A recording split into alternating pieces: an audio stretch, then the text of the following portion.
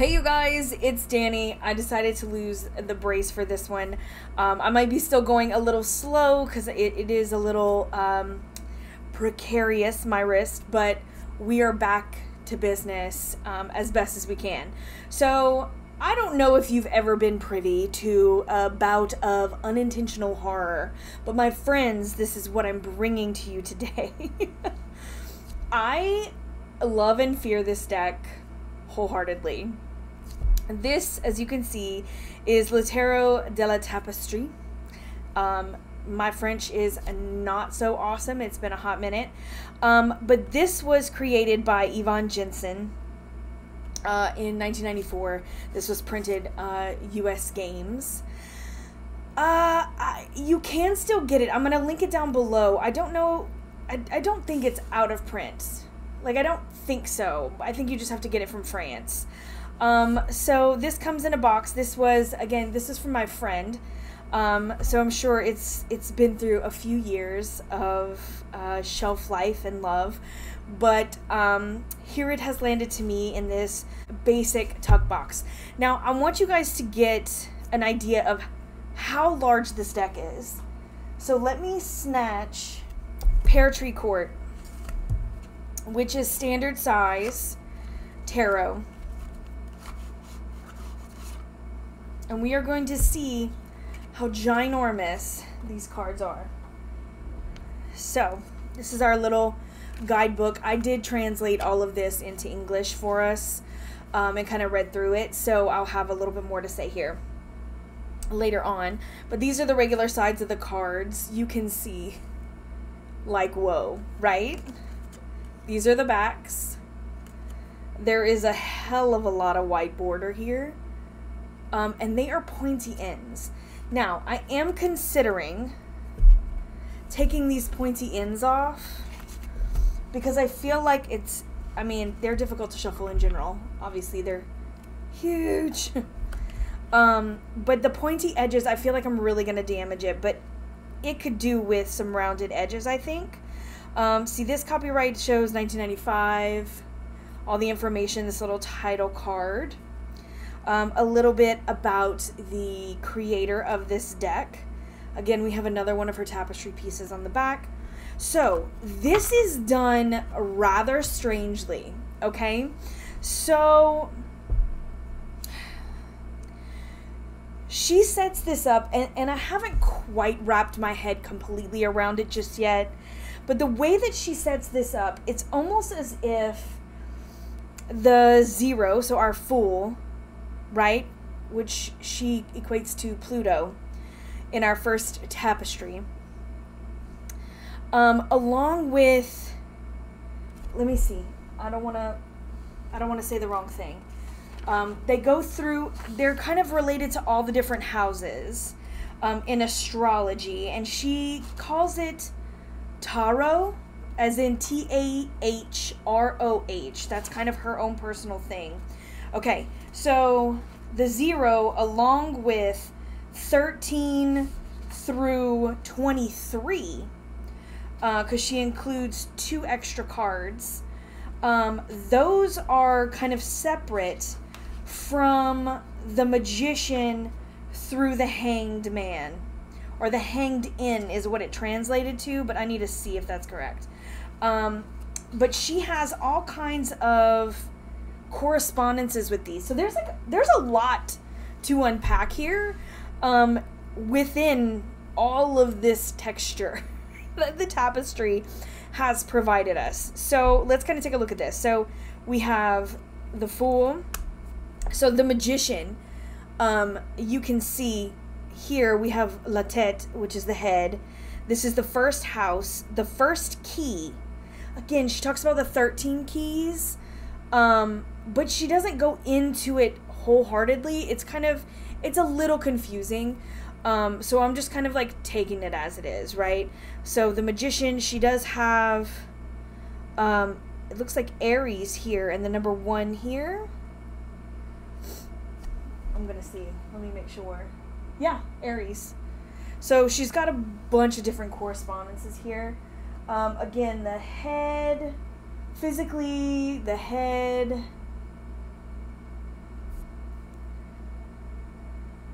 Spellier is the ram. Okay, so yeah, so that's the ram. It doesn't say it on there, but saying it out loud made me think of it. That must be where the Aries comes from, so the ram. Oh yeah, look, Taureau. Taureau, Taurus here. La Gorge here, which is the throat, La Papesse. Second key, second house kind of idea. And then she like ties them all together. So anyway, there's a lot. There's a lot here. So we're just going to kind of flip through as we go along. The Empress, she's kind of created all these layers. Some of them are really hard to see, and other ones are like, they just seem haunted. They really do seem haunted. But we'll kind of go through some other stuff that I'll kind of point out as I go along. See, her correspondences are very interesting because the Emperor, she's put with Cancer in the 4th house, 4th key. But some of them are not all the same, I think, as we go along. The Pope here with the Lion or Leo. This is the nervous system on the side. So this is Le Chemin de la Vie, which I believe is like the road. Let me see. The path of life. Okay, so the path of life instead of the lovers here, which is the metabolism, looks like Virgo. Yes, Virgo. Talk about brush up on my French real quick. The Grand Chariot for this one. Looks like the blood vessels here. Balance, so that's probably Libra. Yes. Again, very interesting how she's tied these together. I haven't heard these correspondences yet. The Scorpions, so Scorpio, the intestines for justice. Pelerin, is that, I know it's the Hermit. No, it's the Pilgrim. I was like, but that's not how you say hermit in French. So it is. It's the Pilgrim. Here, for 9. The Rue de la Vie, so the Wheel of Life. Yes. The Force, so the Strength. Here. The Cheveux, so that's the head.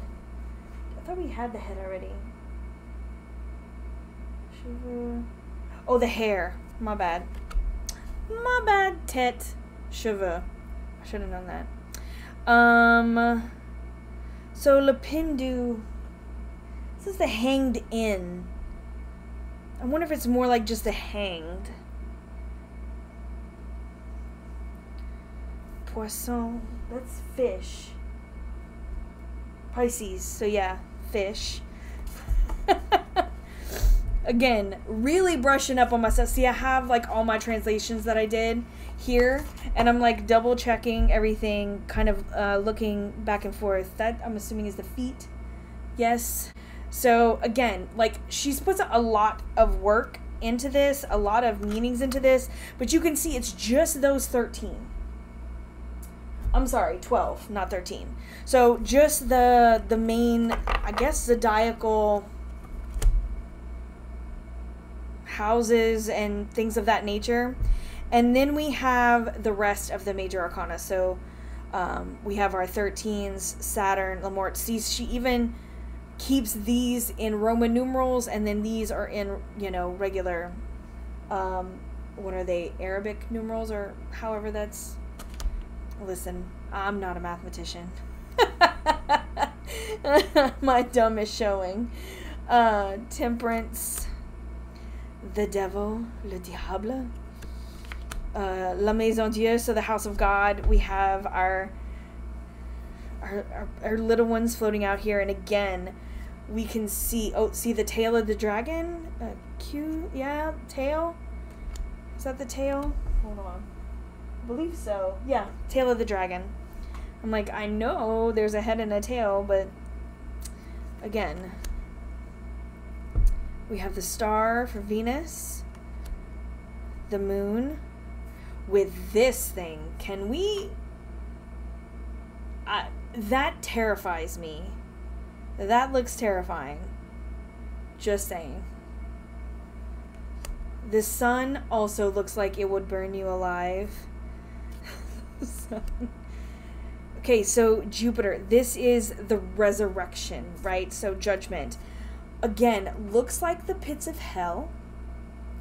Very unnerving figure here. But, okay, so this is where I start feeling the hereditary vibes. I mean, yes, we've gone through some uncomfortable pictures already, but there's something about these faces that kind of come through that really just, they give me the feels. And it's like creepy and strange, but I like it. It's so, it's something. And like, dude, I can't deny, this probably took her ages. There is like little tufted pieces. There are bits and bobs and textures, and like she hung these were huge, that she like hung on the walls, and you know, people came to this exhibit and then she put them in this form. So this is wild. So okay, we have the world here. Now we have La Terre, we have the earth, which I really do actually like this portrayal. The sequence numbers, listen, potato. People like things, you know, that are not the same. But this image is cool as shit, in my opinion. So, the universe. I thought this was very beautiful, although it does look like someone dead or in a casket. Let's see if it says, because I have not read it.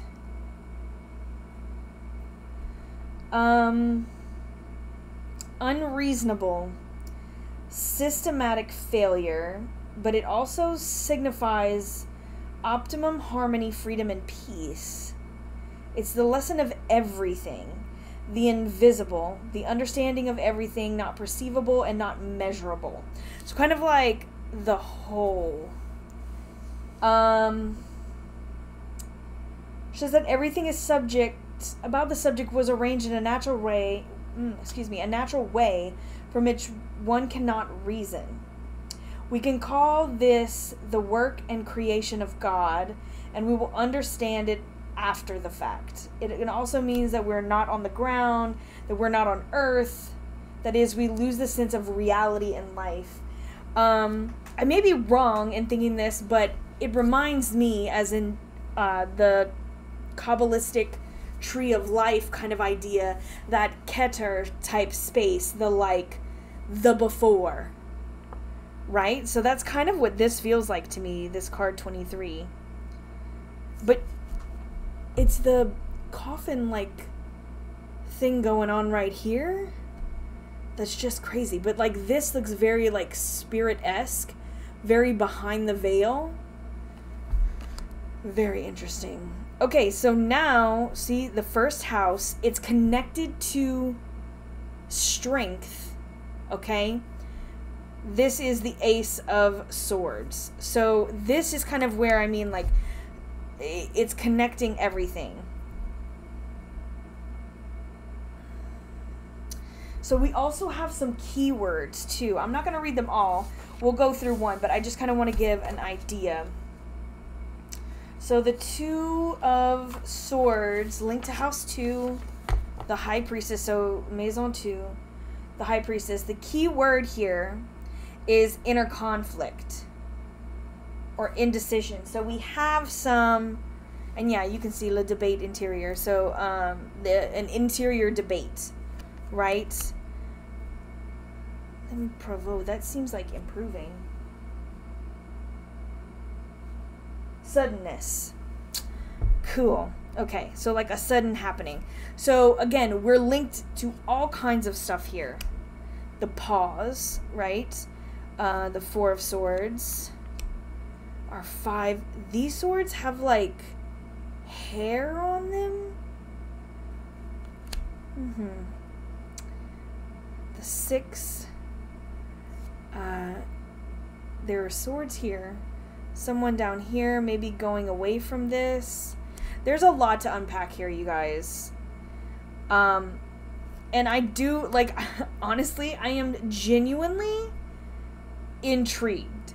It is the weirdest shit I've ever seen, and that's what makes it so intriguing to me. Like, it is one of those things that I cannot not look at, and just to know that there's so much on top of this just makes it even more so. So, we can see some similar things, like we have chains throughout these swords on the 9. Some of the things that are going on are hard to see, like what's happening here. I'm trying to like do this so the light doesn't get to it, but like there's like a foot here with swords in it. There's like a head and an arm, I believe. Like there's just a lot happening. And then we have our valet, cavalier. Like, oh, tell me he doesn't look like a murderer. The femme. So we have the man of swords and the woman of swords is kind of how it is set up here. And then we have the batons. We have the wands here.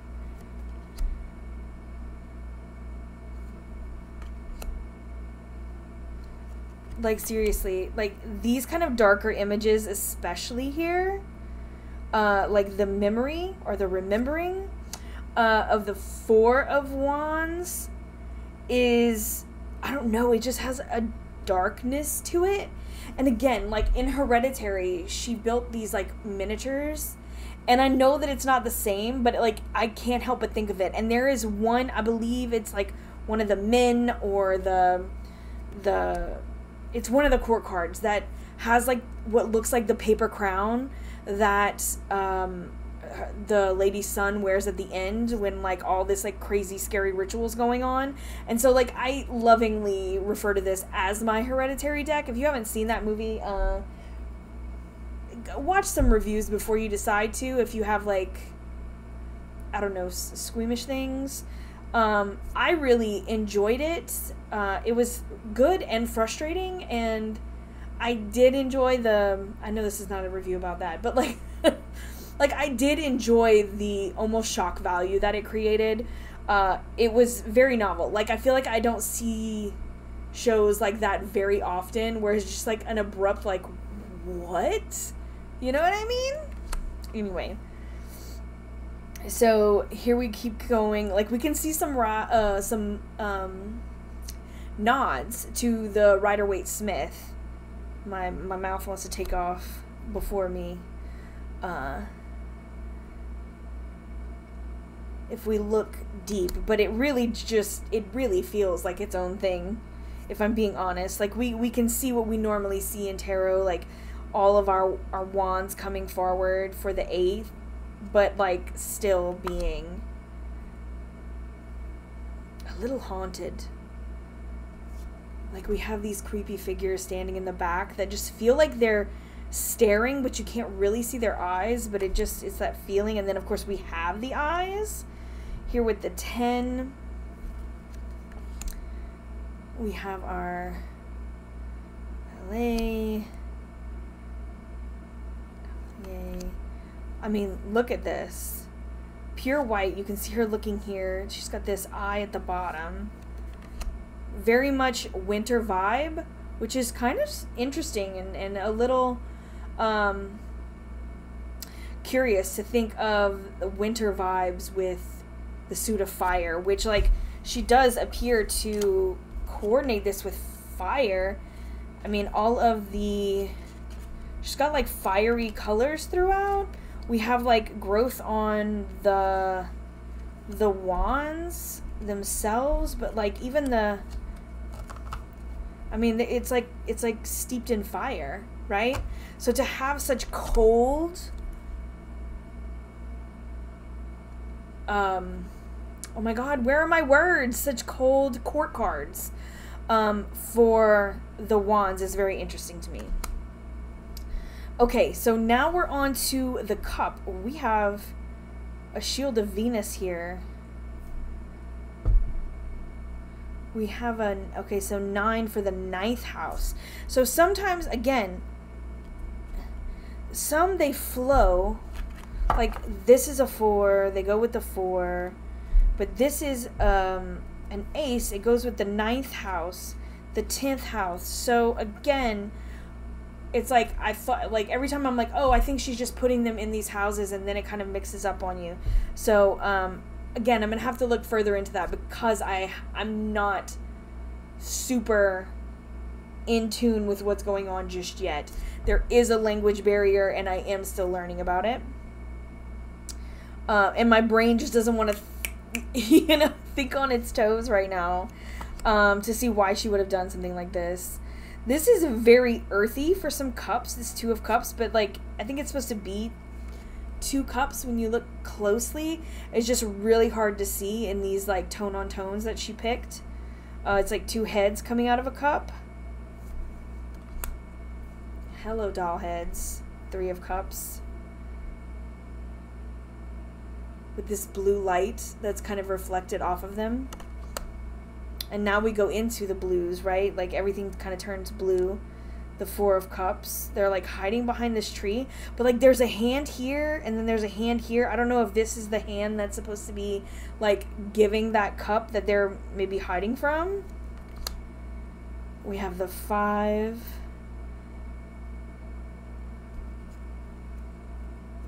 The end. The 6. Again, can we talk about this face here?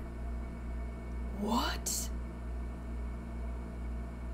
What? My goodness.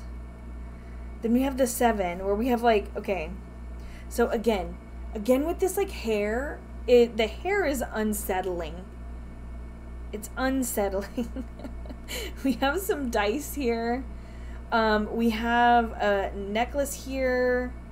We have some, it looks like flowers here. 3, 4, 5, 6. But like, this is one of those things where like, not all the cups are accounted for on this one.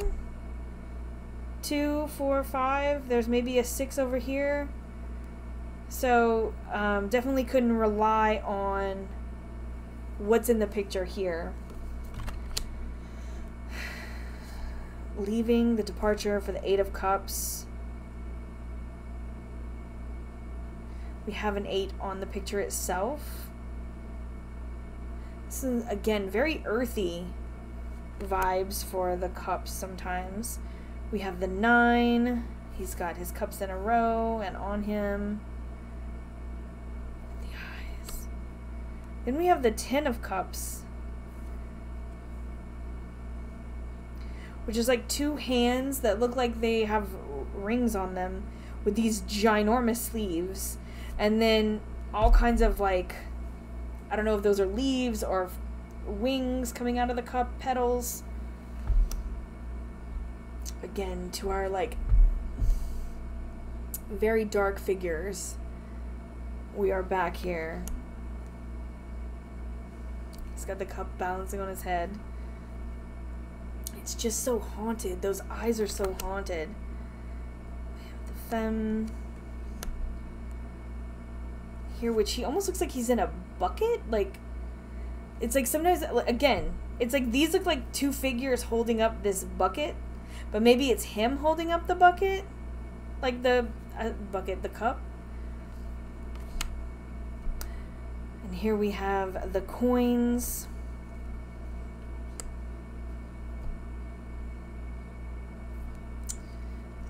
He's got different color hair coming out here. Just like strips with this kind of floating face. The 3. Again, we are like hiding in the background here. This guy up front looking very Tim Burton-esque vibes going on here. The 4. 5. All in flames, or what appear to be flames. Again, like the elements are not, I don't know, like maybe they're still tied to it, but like I feel like she definitely portrays different elements of different things. The 6.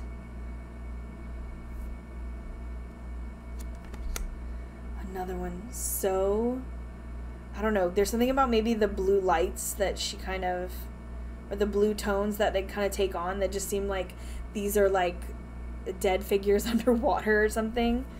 It is scary. This one as well. Ooh. The 8 of coins. This figure hiding behind this cross-like structure. Scary. This is the 9, which reminds me, it's very like fortune teller-esque with that star in the center of her forehead. The feather in her hands, I don't know. She just seems very fortune teller-esque. There is a Venus symbol, a heart, and it looks like a number 1 down here, or a set. Like I don't know what that is. Maybe a 1 for the first house. We have the 10, which is kind of like a doorway here. We have our court. Like, I mean, come on. Again, like covering his whole head. Another one, the femme here. She's got a 6 on her forehead. Here he is. It's okay, so it's not a paper crown, but it very much reminds me of that vibe. Yeah. So, very interesting take on the tarot. Again, very haunted. I know a lot of you wanted to see this. It is probably one of the most unique things that I have in my tarot collection. So let's go ahead. I want to read. We'll take the Knight of Wands here and the 6 of Swords, and let's do the Pilgrim, or the Hermit, and let's kind of look at each of these, because I feel like each of them are going to bring some like interesting stuff going on. We'll talk about each things that are going on. So let me grab my little translation sheet. Oh, so this is the little booklet that comes with it. Now there was a mistake in here. So we have the cup suite. Then we have the coins, but they miswrote cups here instead of coins, but they are the correct meanings. So I think that was just an error. That was just one of those things where they probably took the same idea and they was just changing out the back words, you know, like, and they just didn't. So that wasn't caught, but it is the correct meanings, just not the correct titles. So anyway, let's start with the Pilgrim, if you will. So we have, in astrology, it relates to the 9th house of Sagittarius. This may relate to the person's point of view towards life, ideology, religion, and philosophy in general, not the church. Seeking spiritual development, wisdom, intellect, legal affairs, spiritual leadership, and long journeys. In the tarot, the Pilgrim, again, this is her spelling and meaning of the, I guess, just another way of tarot. They talk about it in the beginning. The Pilgrim means knowledge by experience, perception, inspiration, not hiding yourself, being and knowing who you are, silent counsel, and letting others be who they are, who they want to be, and how they want to be, basically. Alternatively, acting like a child, a lack of insight, not following advice. So this is kind of like the reverse meanings. Not learning from experience, or wanting to reflect. Nothing that has been learned has been put into practice, which explains the chaotic or absurd nature of your situation. So basically, when you're not doing those things, physically, this house relates to the back, the neck, and the muscles. Now, I'm curious as to...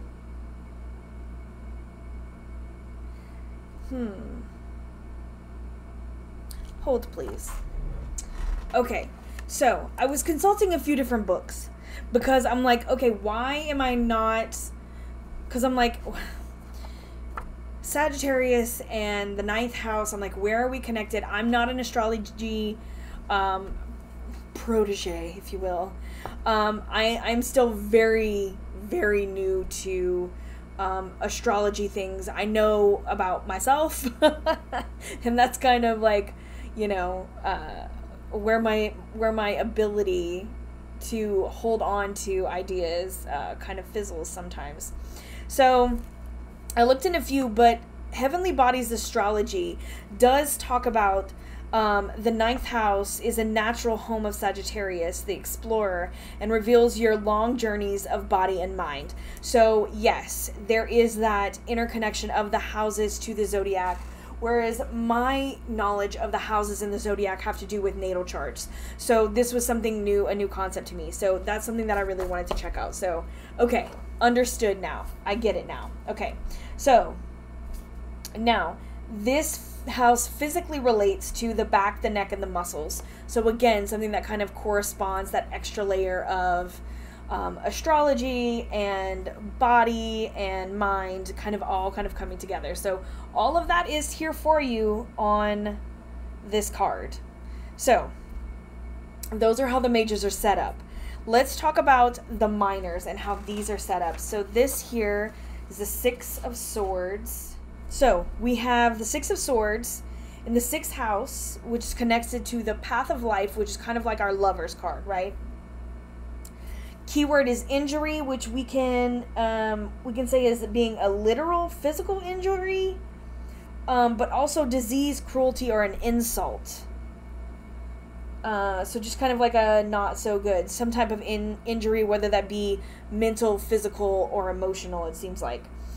Although the situation seems negative, the way of life tells us that we must grit our teeth as we gain the ability to perceive our own being and our own way of living. So I guess it's like, oh, you've been through, like, this person is so small, this person is so big.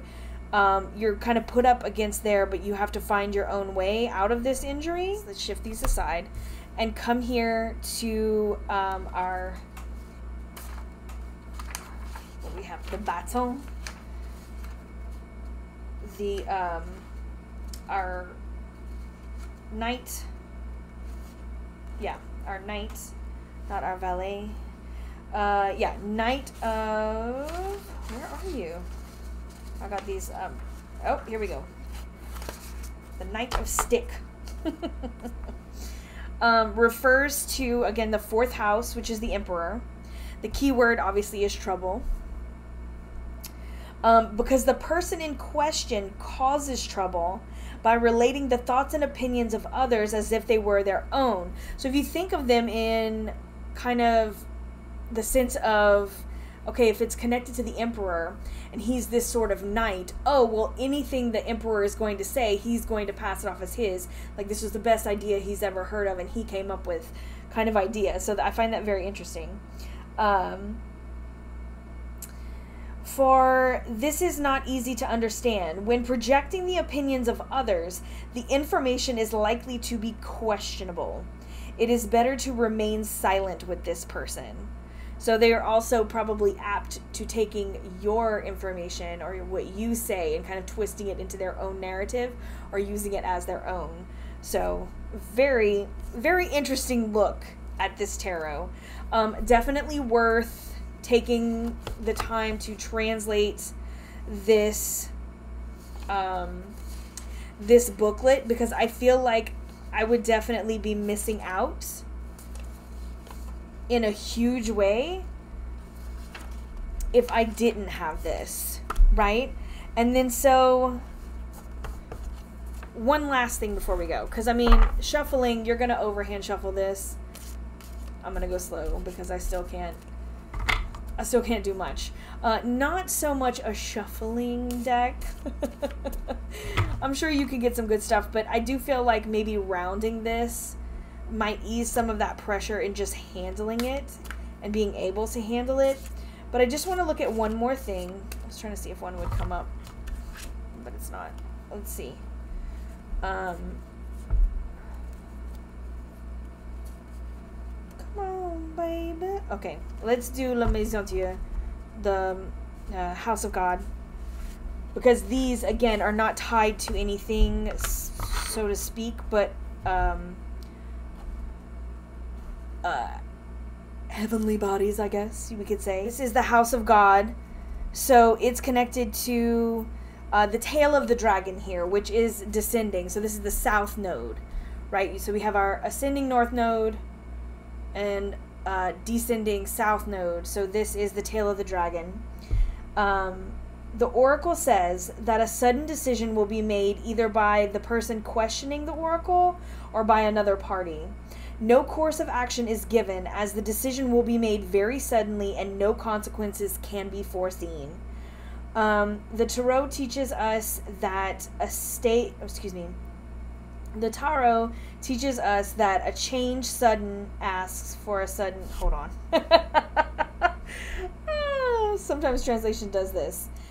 Okay, so that bit of translation was a little screwed up, but basically what it is, it says that this is going to teach us that when sudden change is asked for, then a sudden decision is going to be asked for, through which we will be confronted with our weakness or our past. So it's like, you want sudden change, you're going to have to make sudden decisions. Like, this is not something that you're going to be able to prepare for. When you want kind of crazy things to happen, you're going to have to make crazy decisions. Old ways of thinking and old habits will be discarded, and contacts will be broken by sudden perception. Misery could mark the beginning of a new phase. That is to say, the destruction of a building or bankruptcy or unpleasant confrontation.